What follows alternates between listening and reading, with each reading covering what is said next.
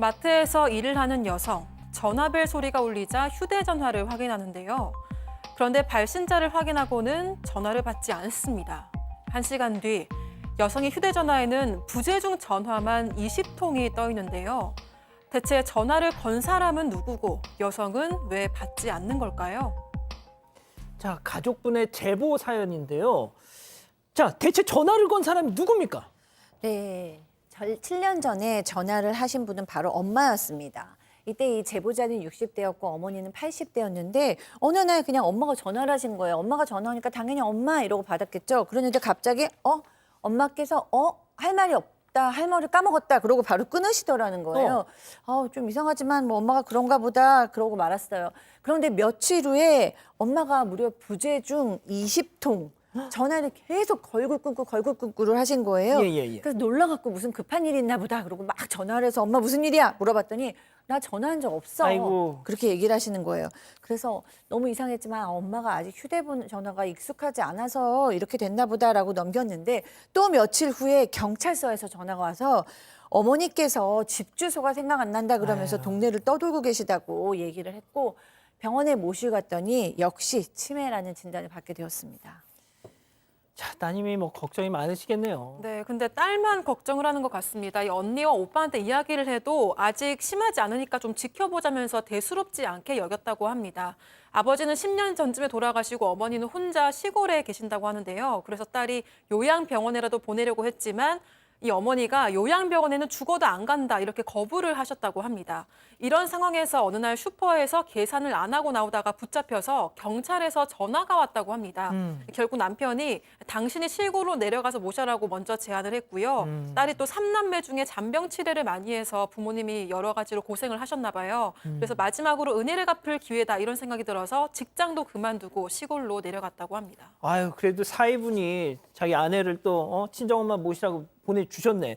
자, 그런데 시골로 내려와서 막상 친정엄마를 모시고 사니까 치매 정도가 생각하셨던 것보다 더 심했다고요. 네, 그렇습니다. 막상 어머니랑 같이 살려고 내려가 보니까 어머니가 기존에 알고 있던 어머니랑 완전히 딴판이다, 다른 사람이다라고 느낄 정도였는데요. 어느 정도였냐면 첫째는 식탐이 너무 늘어나셔서 방금 밥을 해드렸는데도 왜 밥을 안 주냐라고, 왜 나를 굶기냐라고 화를 막 내시고, 그리고 평소에 어머니가 또 이제 요실금을 앓고 계셨는데 그래서 이제 뭐 기저귀를 이렇게 채워드려도 어머니가 그런 거 귀찮다라고 하시면서 또 온 방 안에 실수를 하시는 일도 있고 그래서 냄새가 막 온 집안에 나는 일도 있고 또 뿐만 아니라 딸이 이제 어머님이 너무 그러니까 이제 샤워라도 시켜드리려고 씻으려고 하면은 어머님이 왜 나를 괴롭히냐면서 아예 폭력적인 모습까지 보이셨다는 거예요. 뭐 딸을 깨물고 꼬집고 그랬다는 거예요.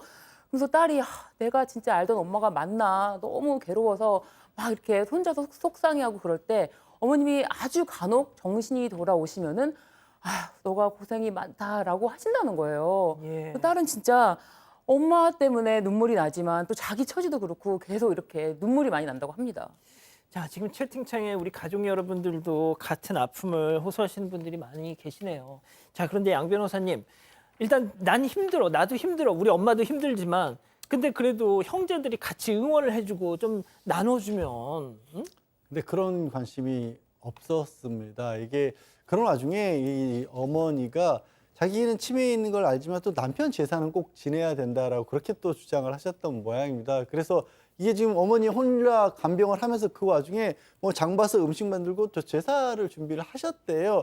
근데 이제 이 지금 저 사연자분도 형제자매가 없는 건 아니어서 언니 오빠가 있는데 언니 오빠가 그냥 제사 다 차려놓으니까 빈손으로 와서는 또 집안을 둘러보고 나서 언니란 분은 냉장고 열어보고 냉장고가 텅 비어있는데 어떻게 된 거냐, 어머니 너 제대로 음식은 해먹이냐 잔소리를 하고요. 아이고. 그리고 또 치매 어르신들이 배고프다 밥 안 준다는 얘기는 정말 단골로 나오는 얘기지 않습니까? 그렇게 이제 어머니가 그렇게 얘기를 했는데 오빠라는 사람이 너 엄마를 어떻게 대했길래 엄마가 이런 소리 하냐고, 무슨 이유가 있으니까 이런 거 하지 않았겠냐고, 엄마는 저기 아이처럼 잘 돌봐야 된다고 도움을 안 주면서 화를 내고 갔다는 거예요. 하여튼 이렇게 꼭 입으로만 효도하는 사람들이 있어요, 형제 중에. 자, 그런데 5년을 참고 견디셨어.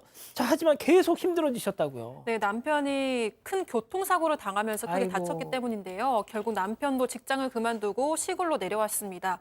그러니까 아내는 남편까지 보살피게 된 거죠. 아들이 생활비와 용돈을 보내줬지만 턱없이 모자라서 두 사람 모두 일을 시작하게 됐다고 합니다. 낮에는 아내가 남편에게 엄마를 맡기고 일을 하러 가고 밤에는 남편이 경비 일을 하러 간 건데요. 그래도 너무 힘드니까 딸이 형제들한테 엄마 반찬값이라도 보내달라고 부탁을 했다고 하는데 이마저도 언니와 오빠는 거절을 했다고 합니다. 이유는 엄마한테 주는 것도 아니고 네 통장에 넣어주는 건 좀 그렇다 이렇게 이야기를 했다고 합니다.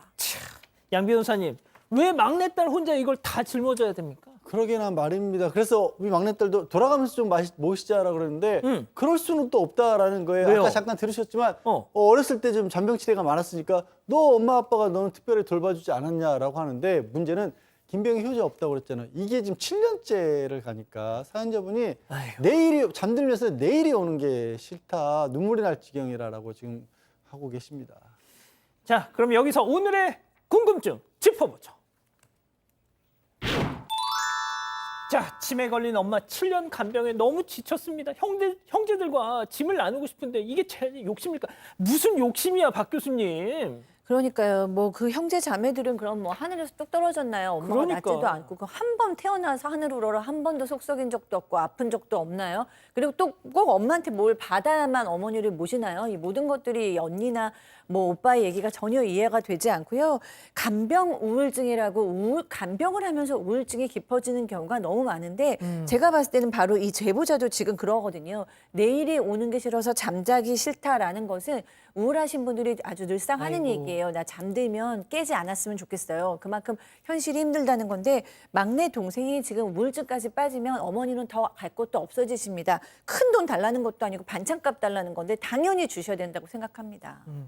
그 요양원 보내라고 그렇게 말씀들 하시는데 요양원을 보내자고 했더니 그것도 형제들이 야, 네가 모셔야지 요양원 얼마나 불편한데 거기 네가 뭐 아유, 하여튼 꼭 이런 사람들이 그냥 요양원 보내는 걸 막 정색을 한다니까요.